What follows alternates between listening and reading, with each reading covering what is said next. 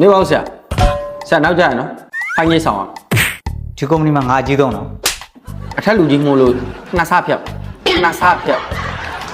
ဒီကုမ္ပဏီမှာငါအကြီးဆုံးလို့ပြောနေတာ စိတ်ချဆရာမန်နေဂျာနေကဘူးမှလာမလို့ ဟာခက်နေတယ်အထက်လူကြီးနောက်ကျလို့ချင်းနှစ်စားဖြတ်ခံရတယ်နော်မင်းတို့ဘယ်သူကပြောတာ အဲ့ရှာ အဲ့ချာဟုတ်လားအခုအဲ့ချာကချက်ချင်းသွားထုတ်ကြမယ် ဘာပြုတ်ထက်လိုက်တန်ကြီးရဲ့ဆောင်ပါဘာပြုတ်ထက်လိုက်တန်ကြီးရဲ့ဆောင် အဲ့ချာဌာနတစ်ခုတော့ငါဖြုတ်ချပလိုက်မယ်ကွာ ဖြုတ်ထားလဲဆောင်ရမယ်လို့ မင်းနဲ့တော့ခက်ပြီကွာ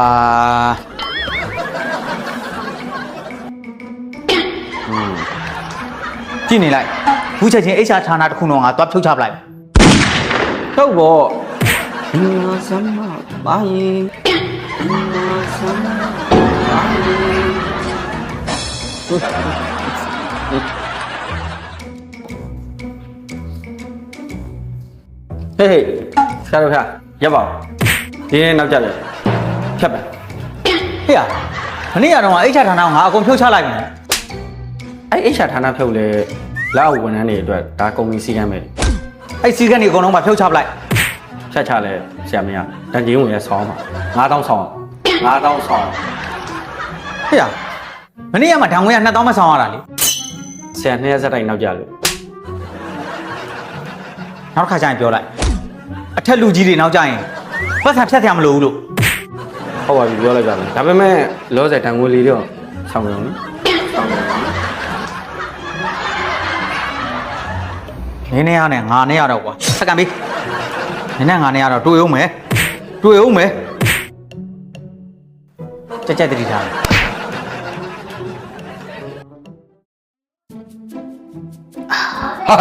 ဟေးခဏလေးရက်တော့မူပါဘူးတန်ငွေဆောင်းရဲပါဦး ဘာဓာန်ငွေဘာနောက်မကြောက်ဘူးလေ ဆရာကနောက်ကြတယ်လို့မပြောပါဘူးဆရာမင်းကစောပြန်တယ် စောပြန်တယ် အေး အေးဟုတ်တယ်နင်းကငါစောပြန်တာအပြင်မှာအလုပ်ကိစ္စရှိလို့နော်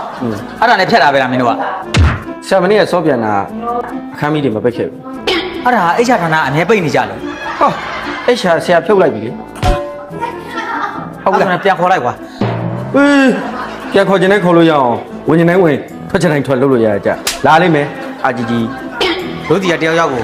လှုပ်လိုက်လက်ဆောင်လေးပါလေးပေးပြီးတော့ပြန်ခေါ်လိုက်ပေါ့ အေးရမှာပေါ့အာကြီးကြီးလာတာမျိုးတိုးမပြီးပဲနဲ့ တိုးကွာလာတာတိုးပေးလိုက် အေးအဲ့ဒါဆိုရင်ဖက်ရော့တန်ငွေလေးရော့တန်ငွေလေးဆက်လိုက် ဟာနောက်ခါကျရင်အခုလိုမျိုးအစင်စင်ဖြတ်တဲ့ဒဏ်ကြီးတွေရောစင်းမြင့်စီကနေမှာအကုန်လုံးဖြတ်ချပလိုက်အခုငါပြောပြီးတာနဲ့ငါစောင့်ပြီးတာချက်ချင်းဖြတ်ချ โอเคရော့လောဆယ်တော့ဆောင်းလောဆယ်တော့ဆောင်းတော့